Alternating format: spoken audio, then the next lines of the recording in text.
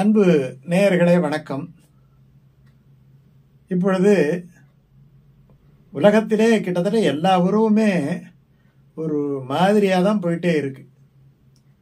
அது தந்தைக்கும் மகனுக்குமான உறவா இருக்கட்டும், தாய்க்கும் பிள்ளைக்குமான உறவா இருக்கட்டும், இல்ல சகோதரர்களுக்கு உள்ள உறவா இருக்கட்டும், உறவினர்களுக்கு உள்ள உறவா இருக்கட்டும். இப்ப மனிதர்களாக பிறந்தால் இந்த உறவு ரொம்ப முக்கியம் அப்படி என்றுதான் சொல்லுகின்றார்கள். நம் மனிதர்கள் பிறக்கும் போதே உறவுகளும் பிறந்து விடுகின்றன இல்லையா? ஒரு மனிதன் பிறக்கும் போது அவன் உறவு இல்லாமலையா பிறக்கிறான்?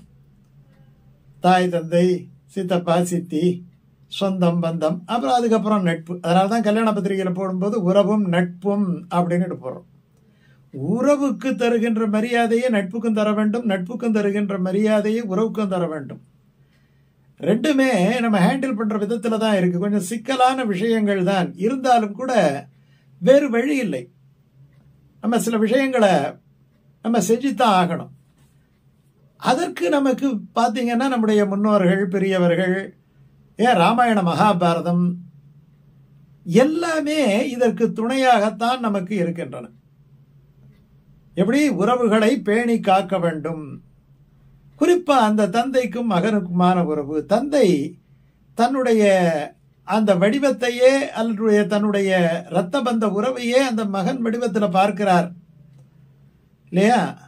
ஏன்னா ஒரு ஒரு ஒரு தகப்பன், சாஸ்திரம் அப்படித்தான் சொல்லுது, அவன் நரகம் போகாமல் இருக்க வேண்டும் என்றால் அவனுடைய மகனானவன் நீர்க்கடன் செய்ய வேண்டும். பழைய சங்க காலத்தில் எப்படி இருக்கு? இது தமிழ் மரபு தான், ஏதோ வேற ஒருத்தவங்க கொடுத்துட்டு போயிட்டாங்கன்னு நினைக்காதீங்க. அவர் என்ன சொல்றார், அந்த காலத்துல சண்டைக்கு ஆள் சேர்க்கும் பொழுது சில விஷயங்களை எல்லாம் கவனத்தில் கொள்ளுவார்களாம். அதுல ஒரு விஷயம் என்ன அப்படின்னு சொன்னா,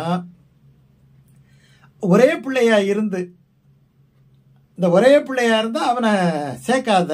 ஏன் சேர்க்க கூடாதுன்னு சொன்னா, அவனுடைய தந்தைக்கு பெற்றோருக்கு நீர்க்கடன் செய்வதற்கு ஆள் இல்லாமல் போய்விடுவார்கள். அதனால அந்த சந்ததியிலே உள்ள பெரியவர்களுக்கு சரியான கதி கிடைக்காமல் போய்விடும். அப்படி என்பதற்காகவே ராஜா சொல்லுவாராம், இந்த மாதிரி ஒத்த பிள்ளை இருக்கிற குடும்பத்தில இருந்து நீ ராணுவத்துக்கு ஆள் சேர்க்காத என்பாராம்.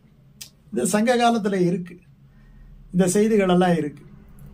அப்படி என்றால் என்ன அர்த்தம் அப்படின்னு சொன்னால், அந்த மகன் என்கிற உறவு அவ்வளவு மேம்பட்ட உறவு, தந்தை என்கிற உறவு அவ்வளவு மேம்பட்ட உறவு. தந்தை மகற்காற்றும் உதவி அவையத்து முந்தியிருப்ப செயல். எப்படி இருக்கணும்? அவன் ரொம்ப யோக்கியன். ஐயா, அவையில முந்தி இருப்ப செயல்னா ஒரு போஸ்டர் போட்டு வைக்கிறது கிடையாது. அந்த மாதிரி அந்த பையனுக்கு ஏதாவது ஒரு துன்பம் நேர்ந்து விடும் அப்படி என்று சொன்னால் தந்தை துடிக்கணுமா? அப்படி துடிச்சாரா அப்படின்னு சொல்ல, அதான் ஆழ்வார் பாசனத்துல ஒரு அற்புதமான விஷயம் இருக்கு. அதுதானே சொல்றது வழக்கம். இந்த ஆழ்வார் பாசுரத்தை நீங்கள் நினைத்துக் கொள்ளுங்கள். தந்தை மகன் மீது இருக்கக்கூடிய அந்த கொஞ்சம் வெறுப்புணர்ச்சி இதெல்லாம் போயிடும். காரணம், தசரதன் அப்படி இருந்தான். தசரதன் எப்படி இருப்பானா, அவன் ரொம்ப காலம் கழிச்சு ராமர் பிறந்திருக்கிறாரு. அப்புறம் ஒரு 3 சகோதரர்கள் பிறந்திருக்கிறார்கள். ராமன் மேல அவனுக்கு ரொம்ப பிரியம். ஒண்ணு மூத்த பையன், ரொம்ப காலம் கழிச்சு பிறந்த பையன் அப்படிங்கிறதால அவனுடைய அழகு அவரை ஈர்க்கிறதா. அதனால அவர் என்ன பண்ணுவாருன்னா, தான் போய் அந்த அரச சபையில உட்கார்ந்த உடனே அவருக்கு ராமனுடைய ஞாபகம் வந்துருமா. உடனே ஒரு ஆளை கூப்பிட்டு போய் ராமனை போய் கூப்பிட்டுட்டு வாம்பாராம். உடனே ராமன் பக்கத்துல கைகை அரண்மனையில தான் பெரும்பாலும் ராமன் இருப்பான். அது பக்கத்திலேயே அரண்மனை இருக்கிறதால பெரும்பாலும் வளர்ப்பு தாயாக கைகை இருந்தாள். அதனால அந்த இடத்துல இருந்து ராமன் வருவானாம்.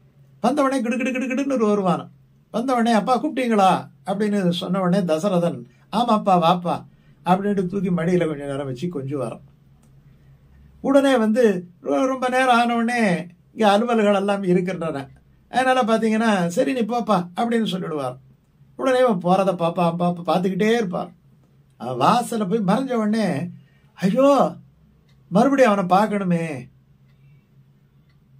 ராமன் சந்திரகாந்தானனம் வால்மீகி சொல்ற, சந்திரகாந்தானனம் ராமம் இல்லையா? ஒரு சந்திரன் எப்படி ஈர்ப்பானோ அதே போல இவனுடைய அழகு ஈர்க்குமா.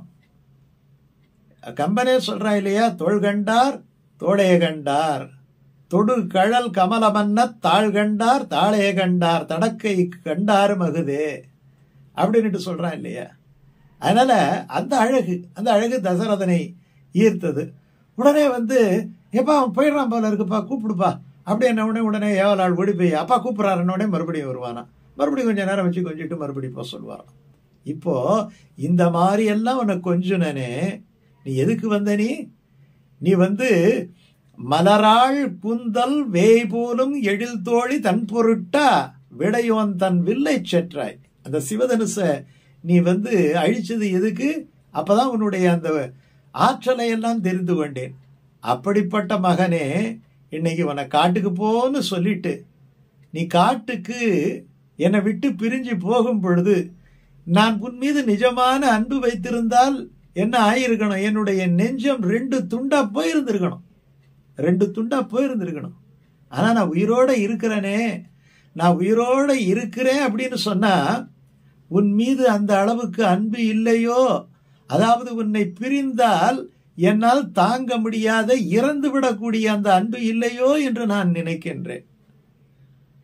என்ன அழகா இது குலசேகர ஆழ்வார் உருகி உருகி தான் தசரதனுடைய நிலையிலிருந்து பாடுகின்றார்.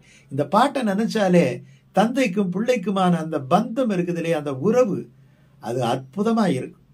எப்படி சொல்றாரு பாருங்க, வா ராமனை வான்னு சொல்லுவார். உட்கார்ந்தவனே போ, வா போகு. சரி போயிட்டான் இல்லையா, வா மறுபடியும் வான்னு கூப்பிடுவாராம். ஒரு கால் இன்னொரு தரம் பார்த்துட்டு வந்தாராம். கண்டு போ, ஒரு கால் கண்டு போ. மலராள் குந்தல் வேய் போலும் எழில் தோழி தன் பொருட்டா விடையோன் தன் வில்லை செற்றாய். மாபோகு நெடுங்கானம் வல்வினையேன் மனம் உருக்கும் மகனே, இன்று நீ போக என் நெஞ்சம் இருபிளவாய் போகாதே நிற்குமாறே. இன்னைக்கு நீ போற, எங்க போற? காட்டுக்கு போற. நானும் விடை கொடுத்துட்டேன். ஒரு நொடி கூட பிரியாம நீ வர்றதும் போறதுமா பார்த்து கொண்டிருப்பேனே ராமா. இன்னைக்கு நீ காட்டுக்கு போறியே, காட்டுக்கு போய் நான் உன்னை பிரிஞ்சு இருக்கிறேன்னா நான் உயிரோட இருக்கிறேனே, எப்ப நீ காட்டுக்கு போறேன்னுட்டு சொன்னியோ அப்பவே என்னுடைய நெஞ்சம் 2 துண்டா போயிருந்திருக்கணும். அப்படி 2 துண்டா போகல அப்படின்னு சொன்னா உன் மீது நான் கொண்ட அன்பு போலியோ என்று நான் சந்தேகப்படுகிறேன். அப்படிங்கிற மாதிரி இப்படி துடிச்சு பாடுகின்ற ஒரு அற்புதமான பாட்டு குலசேகர ஆழ்வானுடைய அந்த திருச்சித்திரகூட பதிகத்திலே இருக்கக்கூடிய ராமாயணத்தை முழுக்க எழுதுறாரு. அதுல அதாவது எல்லா காண்டமும் எழுதுறார். யுத்த காண்டத்துக்கு அப்புறம் உத்தரகாண்டம் வரை இருக்கக்கூடிய செய்திகளும் அதில் எழுதுற. அந்த அந்த 10 பாட்டை ஒரு தரம் நம்ம பாராயணம் பண்ணிட்டாலே போறோம். ராமாயணத்திலே தினசரி பாராயணம் பண்ண புண்ணியம் கிடைச்சிடும். அப்படிப்பட்ட ஒரு அற்புதமான பாட்டு இந்த பாட்டு. இந்த பாட்டை நினைச்சுக்கிட்டு இந்த காட்சியை நீங்கள் நினைத்து கொண்டால் உங்கள் குழந்தை மீது அன்பு மிக அற்புதமாக இருக்கும். இதை நீங்கள் குழந்தைகளாக அல்லது நீங்கள் ஒரு வாலிபனாக இல்லாட்டி உங்களுக்கு ஒரு தந்தை இருந்து நீங்கள் படித்தீர்கள் என்றால் அந்த வயதான தந்தையின் மீது உங்களுடைய அன்பு இப்படி உருகக்கூடிய தந்தை நமக்கு இருக்கிறாரே என்று அந்த அன்பு உங்களை அற்புதமான முறையிலே செயல்பட வைக்கும். அதுக்காக தான் இந்த பாசுரம். இந்த பாசுரத்தை நீங்கள் அவ்வப்பொழுது பார்த்து கொள்ளுங்கள். உங்களுடைய தந்தை மகன் உறவு மிக அற்புதமாக இருக்கும்.